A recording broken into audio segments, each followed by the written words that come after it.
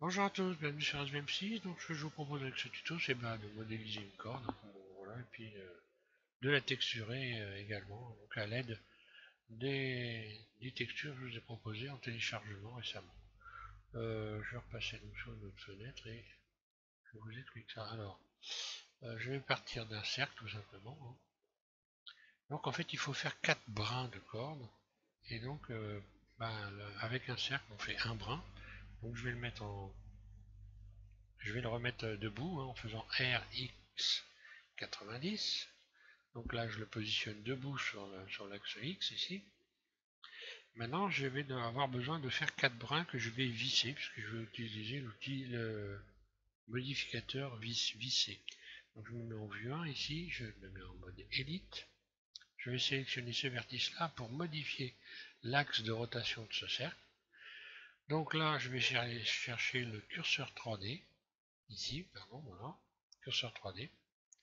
Et je vais envoyer le curseur 3D vers la sélection ici, Shift D, hop là, Shift S, pardon, j'aurais jamais dû dupliquer, je reviens en arrière, c'est pas grave, Shift S, curseur vers sélection, un clic gauche.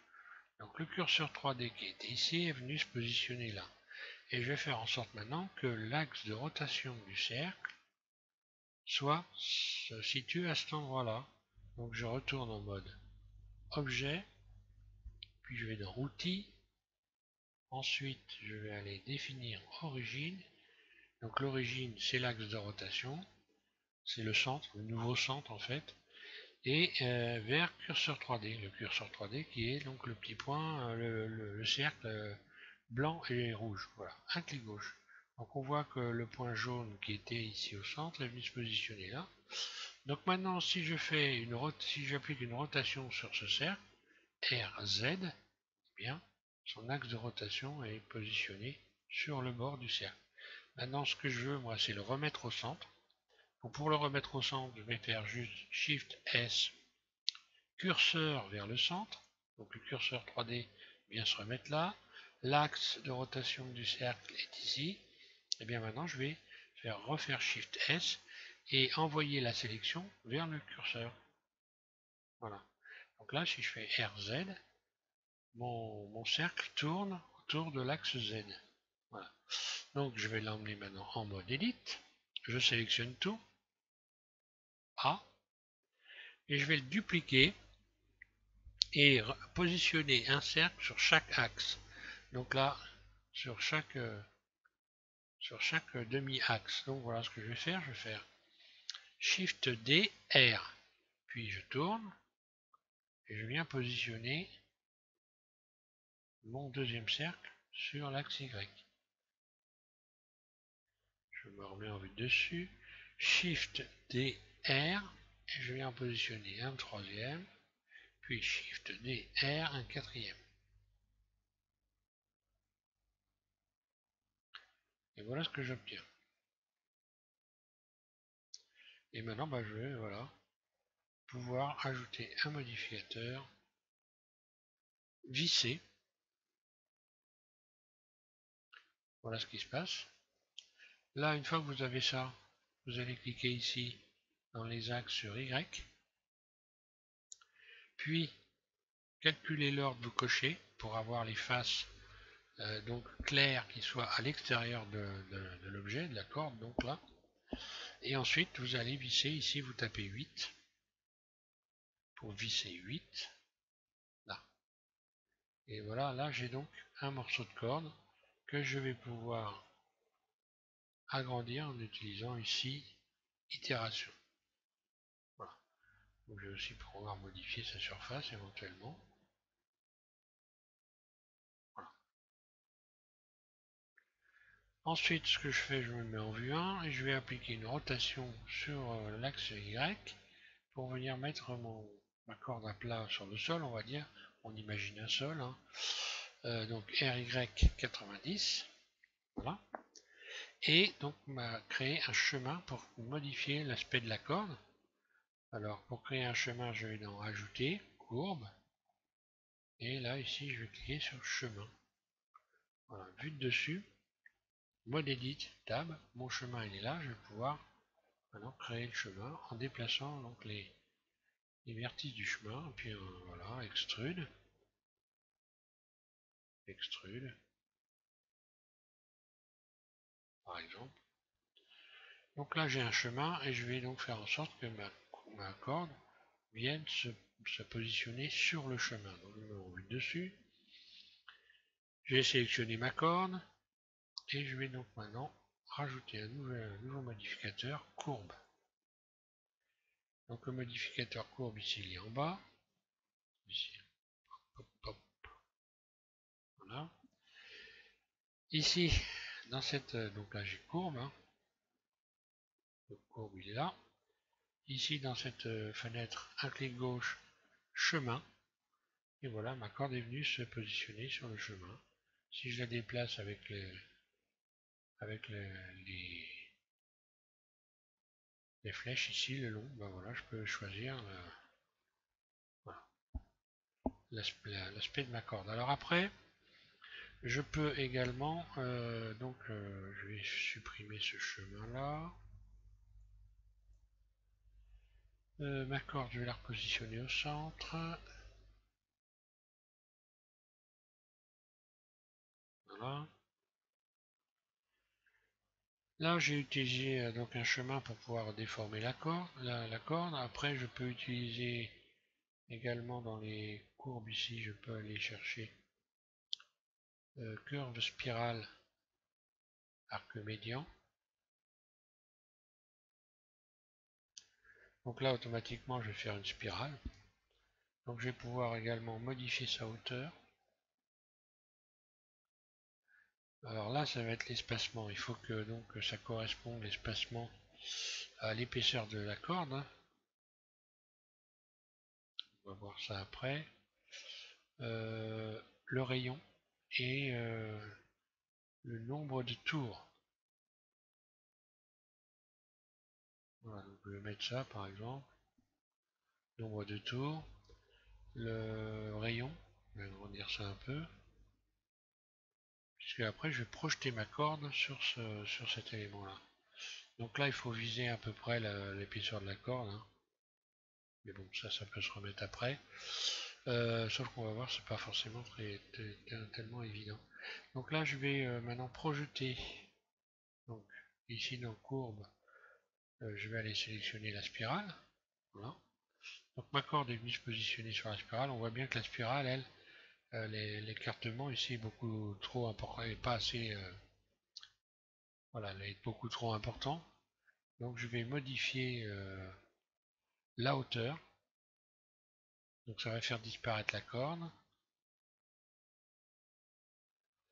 Je resélectionne la corde, je viens resélectionner la spirale jusqu'à temps que... Alors là, je vais pouvoir itérer, hein, plusieurs fois. Bon, voilà, là je suis pas trop mal.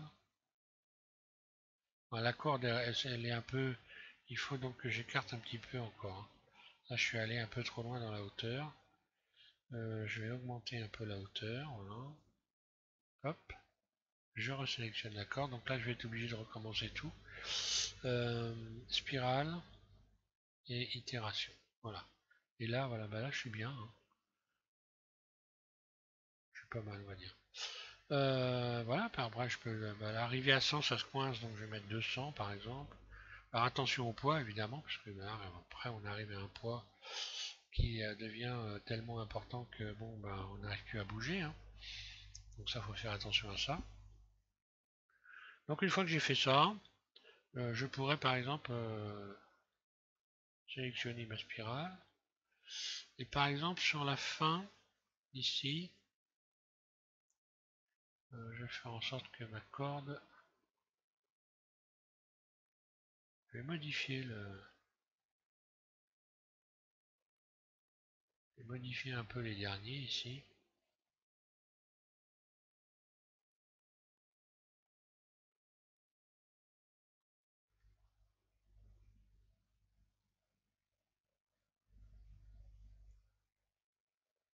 Voilà, supprimer ceux qui servent à rien.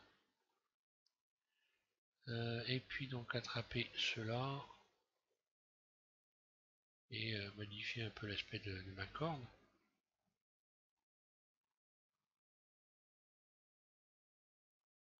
Par exemple, là.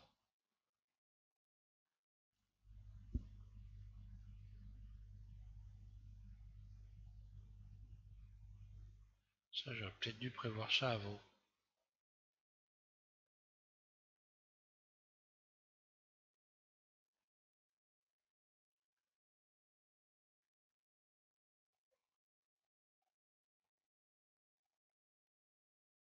Oui, voilà. Il faut vraiment aller chercher ce qui va au bout, hein.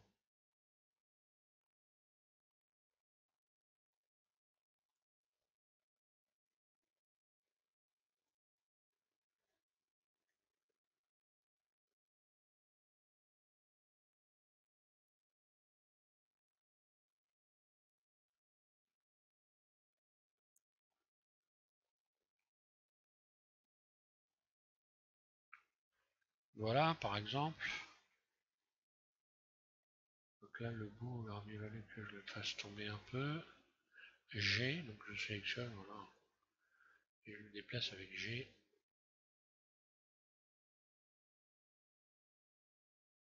Là, c'est toute une aventure. Je peux également donc un peu déplacer les éléments pour avoir quelque chose de pas trop, hein, de pas trop.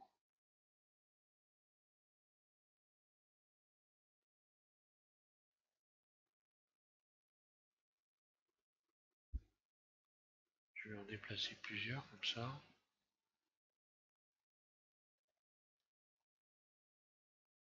A, C, voilà pour avoir quelque chose de être bien pour mettre sur le pont du bateau, hein, pour ceux qui l'ont modélisé, ceux qui ont modélisé le Gaillon, et pouvoir mettre la corde éventuellement. Voilà, j'ai une forme pas trop régulière. Et je vais la texturer maintenant. Donc pour la texturer, ben voilà, il suffit d'aller rechercher la texture que j'ai réalisée. Après, je vais vous proposer de modifier quelques éléments, vous allez voir. Alors je pourrais également fermer la corde, hein, je ne l'ai pas fermée ici, hein, mais voilà, hop là.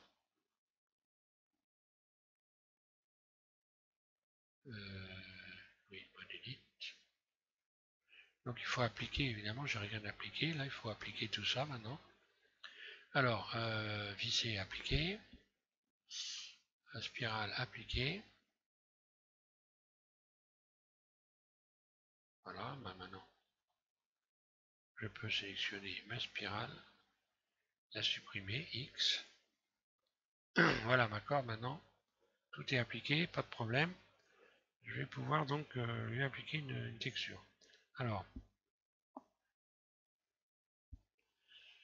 donc je vais me mettre en mode rendu, voilà, direct. Alors moi j'ai gardé en mémoire les textures pour le monde, hein, donc ce qui me permet comme ça à chaque fois que je veux aller voir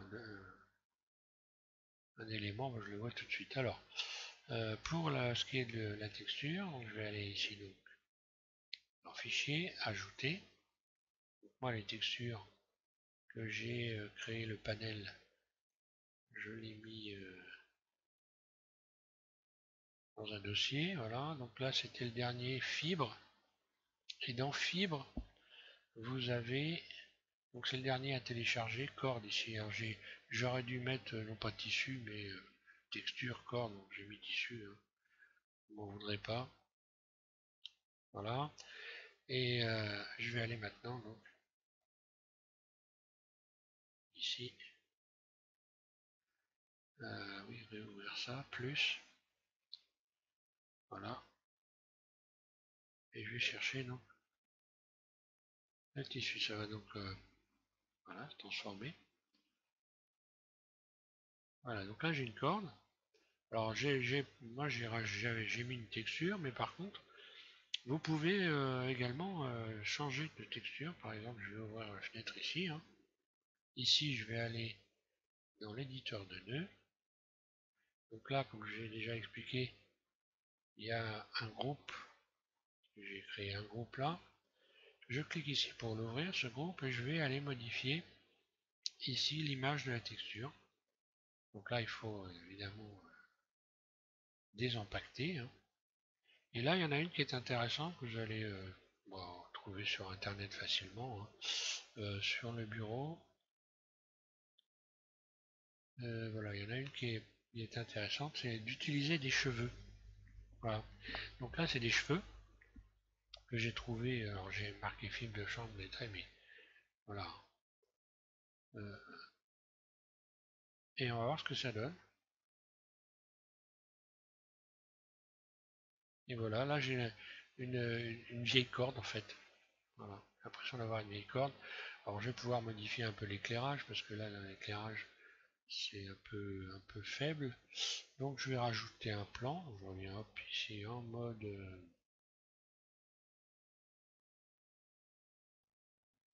je reviens ici vers mon mode solide. Je vais rajouter un plan. Créer, plan, G, surface. Oups là, faut que je sorte ici du barycentre. Surface, voilà. Je vais lui appliquer un nouveau matériau. Donc là, ici, je vais les sélectionner.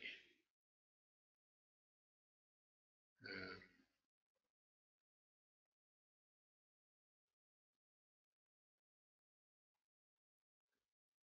ah oui, à la place de diffus émission, voilà, ça y est. Donc, je commence à en perdre mon latin, tout ça, voilà, en mode rendu.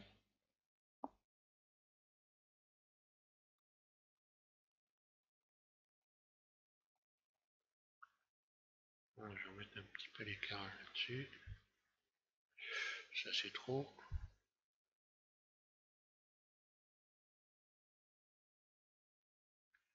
Alors, je vais aller modifier un peu le monde. Alors, à partir du moment où on a mis en mémoire une texture pour le monde, après, il faut retourner dans les ici dans l'éditeur de node, hein, pour aller modifier la force éventuellement. Non, voilà, je vais garder ça. Oui, j'ai fait une bêtise. Je vais maintenant sélectionner la corde et on va aller voir ce qu'on peut faire avec la corde. Donc ici, je retourne dans l'éditeur de nœuds. Voilà, je sélectionne ma corde. Hop là.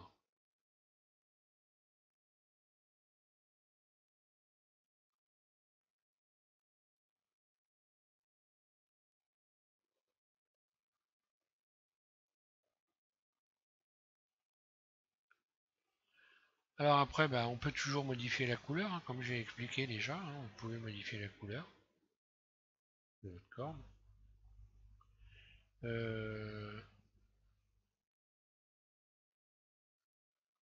Là, je vais taper 0.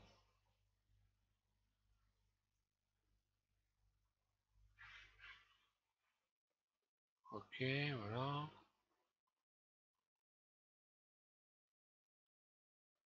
Voilà. Et là, je vais l'éclaircir.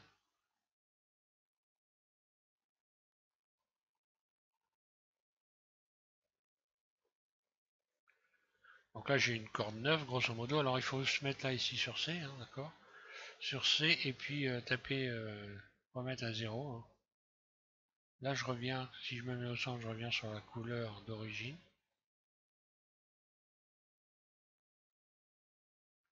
Un peu modifié, d'ailleurs. Là, alors là, maintenant, je vais avoir la claire en allant sur la gauche. Hop là.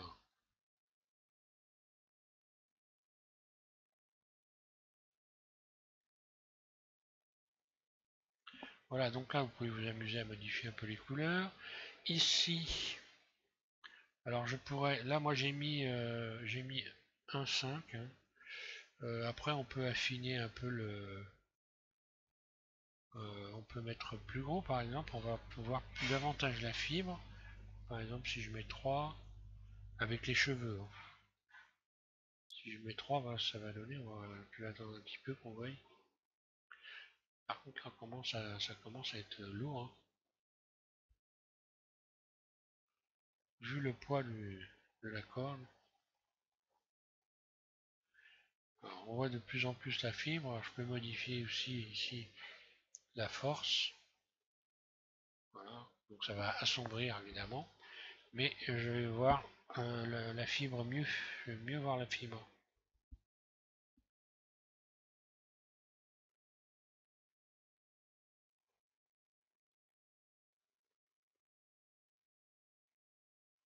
Bon là on voit que c'est carrément trop quoi. Quand je suis à la moitié, je suis pas mal, je veux dire.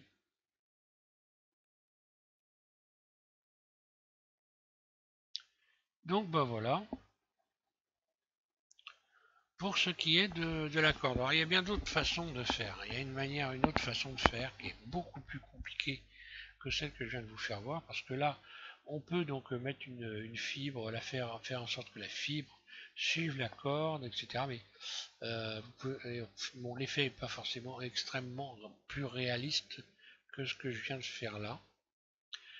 Et surtout, la méthode est beaucoup plus compliquée. Là, je suis allé dans la simple, et finalement, j'ai un rendu qui est tout à fait correct. Donc tout dépend de ce qu'on veut faire, si on veut zoomer sur la corde, mais bon là on voit bien que j'ai un rendu qui est correct euh, et largement suffisant. Donc moi ce que je viens de faire en quelques minutes là, donc il y a une autre méthode. Euh, c'est donc Blender Guru qui vous fait la démonstration si ça vous intéresse. Sauf que vous allez voir, c'est plutôt une usine à gaz. Bon, il a le mérite de le faire, hein, bien sûr, c'est bien de voir plusieurs façons de faire. Euh, Donc voilà, vous pouvez regarder sur Blender Guru. Alors là, il faut le taper en anglais. En anglais, c'est ROP, hein, R-O-P-E, pour une corde. Donc vous tapez tout simplement Blender ROP, Blender 3D ROP, et puis vous allez regarder donc Guru, hein, avec ce garçon qui parle beaucoup et qui est très amusant, j'aime bien. Mais bon, tout le monde ne supporte pas facilement sa façon de faire les choses, hein, c'est vrai qu'il parle beaucoup, mais bon, j'aime bien ces tutos, moi. Bon, enfin voilà. Je vous remercie tous de suivre GM6 et puis donc je vais probablement continuer à faire des textures, hein, des panels de textures. Voilà. Merci.